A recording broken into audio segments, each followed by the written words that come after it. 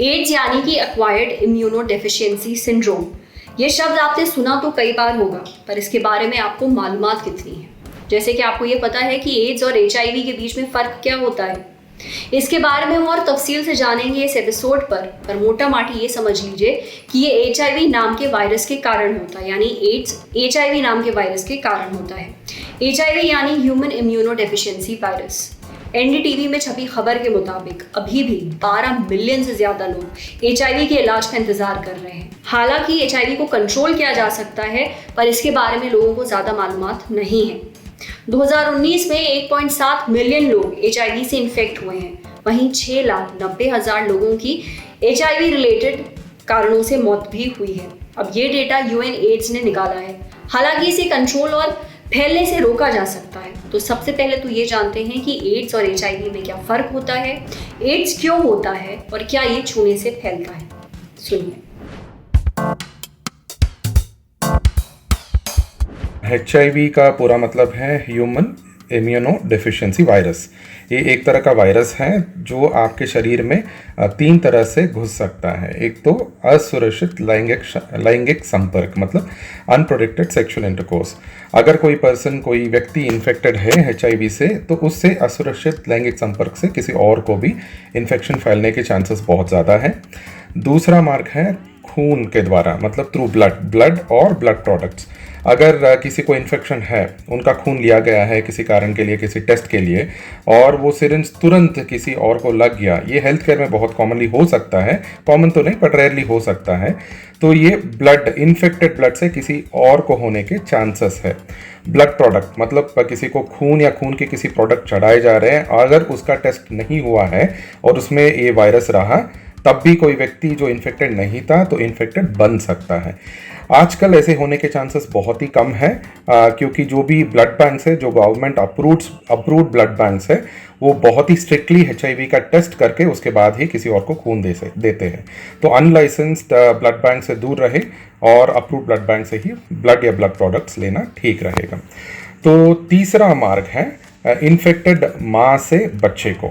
ये प्रेगनेंसी मतलब माँ जब गर्भवती है उसके टाइम में भी हो सकता है, और डिलीवरी के टाइम होने के चांसेस भी ज़्यादा है। मतलब infected mother to child transmission, sexual transmission and blood product mode of transmission, ये 3 ही लक्षण हैं जिससे HIV एक से इन्फेक्टेड पर्सन से किसी दूसरे को फैल सकता है। HIV बहुत किसी व्यक्ति में कोई सिम्टम्स पैदा नहीं करता है, कोई रोग लक्षण नहीं रहता है। ये ऑन एन एवरेज 2 से 5 साल, कभी कभार ये 10 साल तक भी रह सकता है कि आपके अंदर वायरस है, बट इसके वजह से कोई रोग लक्षण नहीं है। कुछ लोगों में कभी कभार बुखार आना के चले जाना या फिर दवाई लेने के बाद चला जाना हो सकता है, बट बाय एंड लार्ज अगर आप देखें तो बहुत लोगों में बिना कोई सिम्टम्स के ये रह सकता है। जब HIV एडवांस्ड हो जाता है, ये वायरस आपके इम्यूनिटी के कुछ सेल्स को खाने लगता है और आपके रोग निरोधक लक्षण जो होते हैं ना, या रोग निरोधक शक्ति जो होता है, वो घटने लगता है। तो इसका मेन CD4 करके हमारे शरीर में होता है, जो HIV को या किसी और इन्फेक्शन को या इन्फेक्शन से लड़ने की क्षमता रखता है। तो CD4 कम होने लगते हैं इस वायरस से। जब CD4 के नंबर जो नॉर्मली 500 से ऊपर रहना चाहिए, ये 200 से कम हो जाए, तब हम HIV इन्फेक्शन को एड्स कहते हैं। एड्स का पूरा मतलब है एक्वायर्ड इम्यूनोडेफिशिएंसी सिंड्रोम, मतलब इन्फेक्शन है किसी व्यक्ति में और उसके वजह से CD4 200 से कम हो गया है। इस व्यक्ति में बिना कोई लक्षण के CD4 कम हो सकता है, या फिर कुछ लक्षण हो सकते हैं, नए कोई इन्फेक्शन बन सकता है। ये नए इन्फेक्शन TB हो सकता है, कुछ और वायरस हो सकता है, कुछ और फंगस हो सकता है, या कुछ और कैंसर भी हो सकते हैं।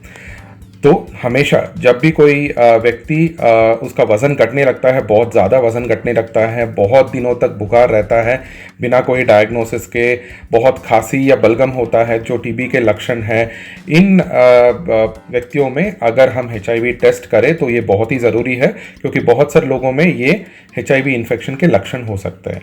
तो इन्फेक्शन HIV मात्र एक वायरस है जो इन्फेक्शन करता है, जो बाय एंड लार्ज बिना कोई सिम्टम्स के रहता है, बट ये जब एडवांस्ड हो जाए और CD4 200 से कम हो जाए बिना या विद सिम्टम्स, तब हम उसको एड्स करके बुलाते हैं। HIV इन्फेक्शन का बहुत अच्छी तरह से ट्रीटमेंट है, आजकल दवाई है दवाई इतना एडवांस्ड है आजकल कि आप बस एक गोली खाइए दिन में और लाइफ लॉन्ग लेते रहिए तो HIV कंट्रोल में रहेगा। प्लीज़ ये जानिए, ये बहुत ज़रूरी है आपको जानना कि HIV कंट्रोलेबल है, क्योरेबल नहीं है। जैसे कि डायबिटीज़ है या फिर हाइपरटेंशन है, जो आपके लाइफ पर आप दवाई लेते रहे वो कंट्रोल में रख सकते हैं, HIV को भी ऐसे ही कंट्रोल किया जा सकता है एक गोली से। जब भी कोई व्यक्ति इस इलाज पे चल रहा है तो हम उसका वायरस का क्वांटिटी मेजर करते हैं, CD4 देखते हैं इनिशियली, और वायरस कंट्रोल में रहा मतलब ट्रीटमेंट सक्सेसफुल है और ये लाइफ लॉन्ग दवाई चलता रहेगा। तो बहुत सारे पेशेंट्स, अपने पेशेंट्स में यही कहता हूँ कि डायबिटीज़ और हाइपरटेंशन कभी कभार मैनेज कर पाना मुश्किल है, बट HIV का इलाज आजकल बहुत ही आसान बन गया है। It is a disease which can be controlled very well. जो पुराने ज़माने की बात थी कि किसी को HIV हो गया, उसको एड्स हो गया और वो मर जाएगा, वो आजकल बिल्कुल ही सही नहीं है, बिल्कुल गलत है। दवाई इतने अच्छे हैं, इतने एडवांस्ड हैं कि आप लेंगे तो आपका ज़िंदगी जैसे पहले नॉर्मल था ऐसे ही चलेगा, और आपके उम्र जितना है बिना इन्फेक्शन के जितना हो सकता था उतना ही रहेगा HIV की वजह से। तो HIV का ट्रीटमेंट अच्छे से है, तो इसको ऑप्ट करना बहुत ही ज़रूरी है। तो HIV के बारे में कब हमें शक होना चाहिए और कब आपको हॉस्पिटल में आके टेस्ट कराना चाहिए।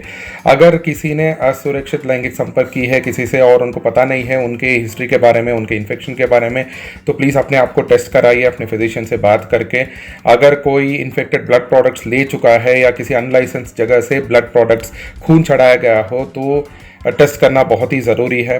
किसी को बुखार बहुत ही लंबे टाइम से चल रहा है, किसी को बहुत ही खांसी बलगम चल रहा है, किसी का वज़न घटते ही जा रहा है बिना कोई कारण के, तब HIV का टेस्ट करना बहुत ही ज़रूरी है। क्योंकि अगर हम इसको जल्दी पकड़ पाए, डायग्नोस कर पाए और इलाज शुरू कर पाए तो आपका लाइफ बिल्कुल नॉर्मल बन सकता है। आपको ये जानना ज़रूरी है, जो मैंने 3 तरह से और 3 मोड्स ऑफ ट्रांसमिशन बताया है, उसके अलावा HIV किसी और कारण से या किसी और रूट के द्वारा फैल नहीं सकता है। HIV बिल्कुल ही छूने से नहीं फैलता है। HIV साथ में बैठने से, साथ में खाना खाने से, या सेम थाली में खाने से, सेम बाथरूम यूज़ करने से, सेम टॉयलेट यूज़ करने से, सेम कपड़े शेयर करने से या मच्छर के काटने से बिल्कुल नहीं फैलता है। तो 3 मतलब sexual transmission, unprotected, blood products और मदर टू चाइल्ड, इसके अलावा कोई और मार्ग नहीं है HIV को एक व्यक्ति से दूसरे व्यक्ति में फैलने का। तो इन सब बातों में विश्वास ना दीजिए। ये जानिए कि HIV इन्फेक्शन कंट्रोलेबल है। हर कोई व्यक्ति जो इन्फेक्टेड बन जाता है उसको एड्स नहीं होता है। अगर हम HIV का ट्रीटमेंट जल्द से जल्द शुरू कर दे तो उसका लाइफ बिल्कुल नॉर्मल बन सकता है। उम्मीद है एड्स से जुड़े आपके सारे मिथक दूर हो गए होंगे। HIV एक सीरियस इन्फेक्शन है जिसके बारे में सही जानकारी होना बेहद ज़रूरी है, इसलिए डॉक्टर साहब की बातों पर गौर करिएगा।